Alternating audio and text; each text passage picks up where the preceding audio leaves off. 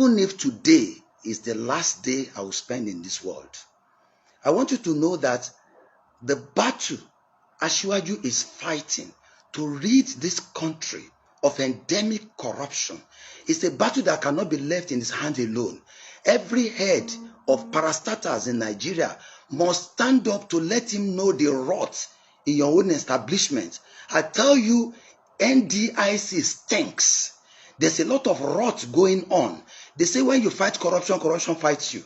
Now, the document you see in my hand is one of the ways the corruption engineers in Nigeria are fighting back. You know, each time you say you want to have a true change, like the one brought about by President Asiwaju Bola Ahmed Tinubu, you will have the change champions who will support him, but you have the change skeptics and the game changers who will frustrate all his effort to rid Nigeria of this mess. Now, this is the purported new act of the NDIC. And I tell you for nothing, this is Emefiele's act. I tell you because here they have taken away the powers of Mr. President in respect of the NDIC. Let me start by telling you the mandate of the NDIC. The NDIC is set up as an independent agency of government to ensure that depositors' money is protected in all the banks and all financial institutions, to protect it so that Nigerians can be protected from the misbehavior of bank directors, whether in conspiracy with the CBN or when they are acting alone. That is why the NDIC has been set up as an independent body to ensure that depositors do not cry even when banks fail. So there are 4 mandates. The first mandate of the NDIC is to guarantee Nigerians who have deposits in all these banks that relax, be calm, your deposit is safe. Number 2 is to inspect the banks, because prevention is better than cure. To go around the various banks and ensure that the banks are not messing around with depositors' fund, to ensure that creditors are, those who are borrowing money from the banks are those who have the capacity to pay, and to ensure that the bank is run in the right way to bring about the happiness and the wellness of depositors. That's our second mandate, to go to the banks and ensure that we prevent collapse.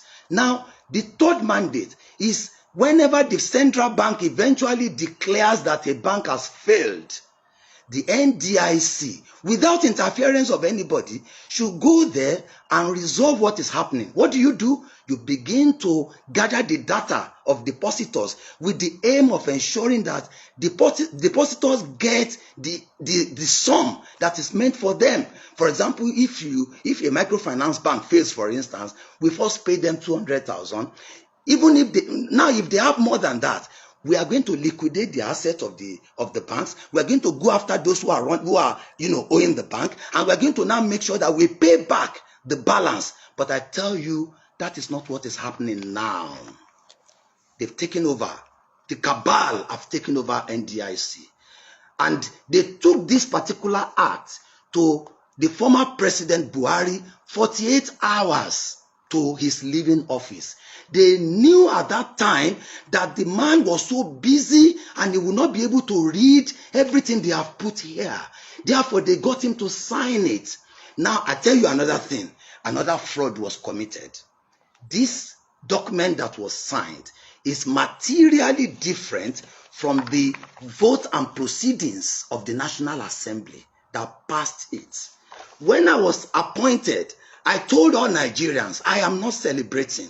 I am going to be part of those who will work with Asiwaju to rid this country of mess. Do not congratulate me until I have left NDIC better than I met it.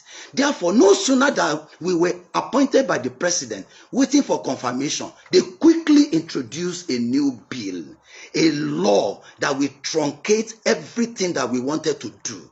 So I participated in the National Assembly because as a lawmaker, I am a lawyer of over 30 years at the bar.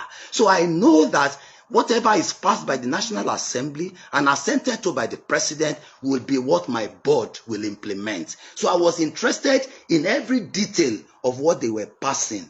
My God, What has happened now is completely different from what was past. Let me tell you, not all Nigerians are corrupt. The National Assembly still has so many senators who are men of integrity. The House of Representatives, not all of them are corrupt. There are men of integrity. They knew at that time that if they introduce this section that I'm about to talk about to them on the floor,